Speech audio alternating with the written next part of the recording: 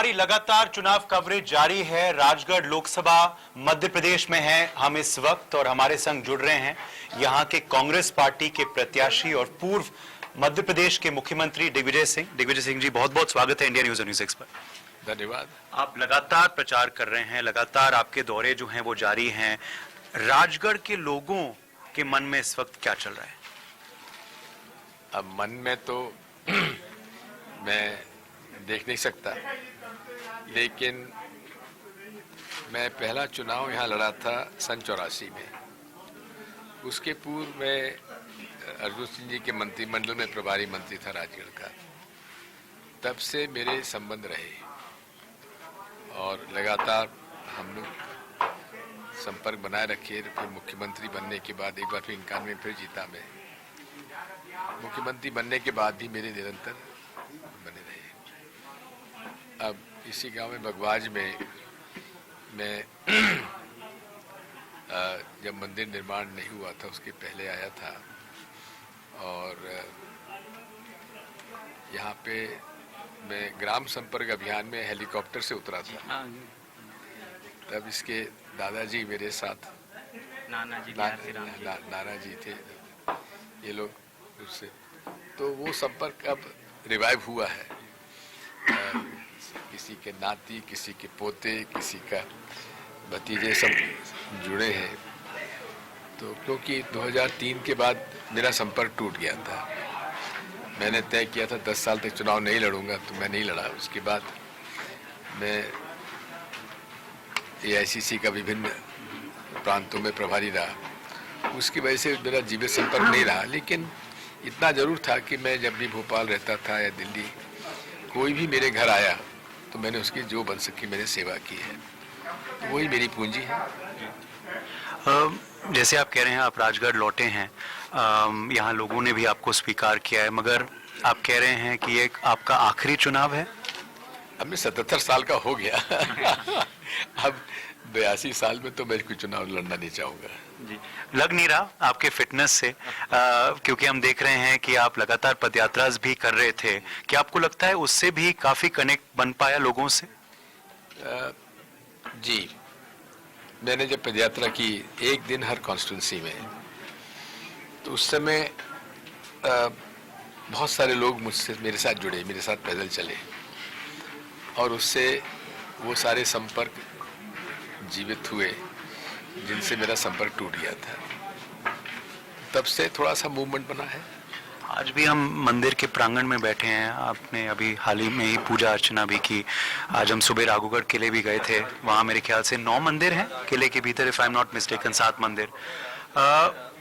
इस सब के बावजूद फिर भी बीजेपी RSS कहती है दिग्विजय सिंह हिंदू विरोधी है क्योंकि बीजेपी के साथ पास मेरे खिलाफ बोलने को और कुछ नहीं है, और वे भी उनसे अगर कुरे दिया गया तो वो मान जाएंगे कि हाँ नहीं बात गलत है।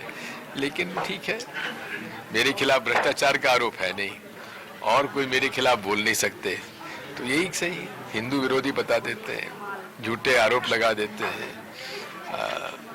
मैं कहता कुछ हूँ और बना कुछ और देते हैं।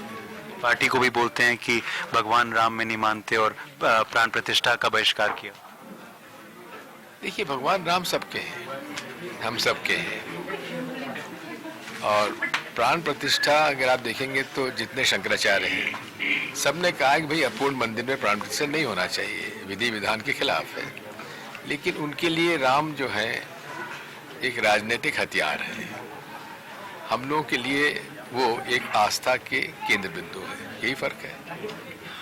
आप एक ऐसे नेता हैं जो हमेशा इशू बेस्ड इलेक्शन लड़ते हैं, तो आपसे हम जानना चाहेंगे कि in your point of view Rajgarh में और देश भर में, क्योंकि आप इस इलाके के ही नहीं देश के नेता, बड़े नेता माने जाते हैं विपक्ष के, what you believe are the biggest issues this time around sir?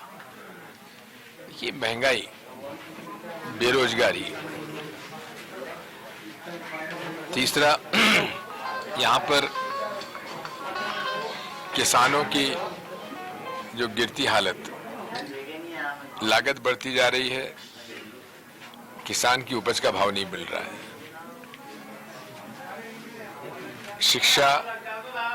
शिक्षा का भी वो स्तर अब नहीं है जो कि होना चाहिए, और शिक्षित बच्चों को रोजगार भी नहीं मिल रहा है।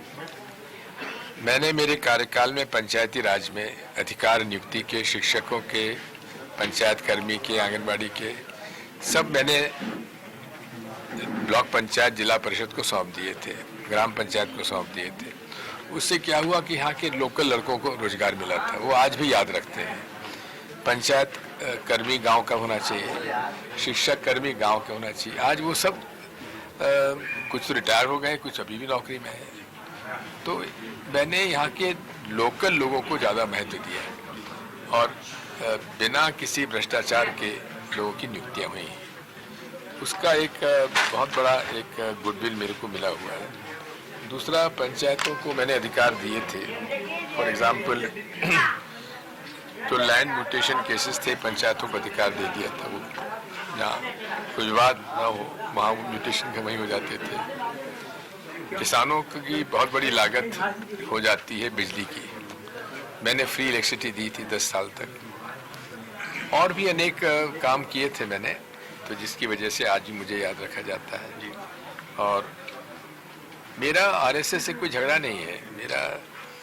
मैं तो ये समझिए कि 1977 के पहले इमरजेंसी में कोई भी आरएसएस वर्कर और जनसंघ वर्कर को मैंने जेल में नहीं जाने दिया, क्योंकि मैं इसके पक्ष में कभी नहीं रहा। मेरे कार्यकाल में मैंने किसी भी बीजेपी के वर्कर को, आरएसएस के वर्कर को परेशान नहीं किया, क्योंकि ये मेरे कैरेक्टर में नहीं है, मेरी आदत में शुमार नहीं है। मैं बहुत ही सकारात्मक रूप से चुनाव लड़ता रहा हूँ और सकारात्मक राजनीति करता रहा हूँ।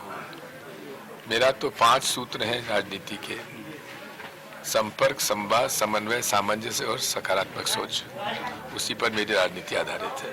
उसी पे आपकी राजनीति आधारित है, उसी पे आप चुनाव लड़ रहे हैं। बट सामने वाला पक्ष पीएम मोदी का चेहरा इस्तेमाल कर रहा है। वह कह रहे हैं ये पीएम मोदी का चुनाव है वर्सेस द रेस्ट। बात यह है, हम लोगों की ये संसदीय प्रणाली है। संसदीय प्रणाली और राष्ट्रीय प्रणाली में यही फर्क होता है। चुनाव मोदी जी नहीं लड़ रहे हैं, रोडमल नागर लड़ रहे हैं। और ये चुनाव रोडमल नागर और दिग्विजय सिंह के बीच में है। रोडमल नागर जी ने एक गांव यहाँ अडॉप्ट किया है, गागरोनी। मैं भी गया था वहाँ पर। लोगों ने बताया कि साहब जिन्होंने का ये गांव गोद लिया हुआ है, गागरोनी। लेकिन गांव के लोगों ने कहा कि साहब उनके बाद हमको चेहरा तक नहीं दिखाया आज तक। आप समझ सकते हैं कि जो गांव गोद लिया वहाँ के लोग कह रहे हैं कि हमको तो रोडमल नागर जी ने शक्ल तक नहीं दिखाई। ये हालत है। वो पता नहीं क्या करते रहे, कभी संपर्क नहीं बनाया और कभी यहाँ के लोगों की मदद उन्होंने नहीं की। आखिरी 2 सवाल आपसे। एक तो ईवीएम पे पूछूंगा, क्योंकि आप लगातार ये मुद्दा उठा रहे हैं ईवीएम्स का। पहले तो ये भी देखा जा रहा था कि क्या यहाँ बैलेट पे होगा चुनाव या नहीं। बात यह है कि कितना ये इलेक्शन कमीशन किस एक तरफा काम कर रही है। पहले उनका एक नोटिफिकेशन था कि 384 उम्मीदवार होंगे तो बैलेट पेपर से काम होगा, वोट बैलेट होगा। तो हमने तैयार कर लिए थे, लेकिन फिर कहा कि नहीं, एक और सीयू लगा के 384 और उससे हो सकता है। तो फिर हमने कहा ठीक है, लड़ेंगे चुनाव, क्या दिक्कत है। बीजेपी कहती है ये एक हार की निशानी है, यू ऑलरेडी एक्सेप्टिंग डिफीट। अगर मैं एक्सेप्ट करता होता तो इतनी मेहनत करता है। आखिरी सवाल आपसे मैं पूछूंगा about one interesting thing which we saw this time आपके नामांकन में, क्योंकि बाकी नेताओं के नामांकन भी हम देख रहे हैं।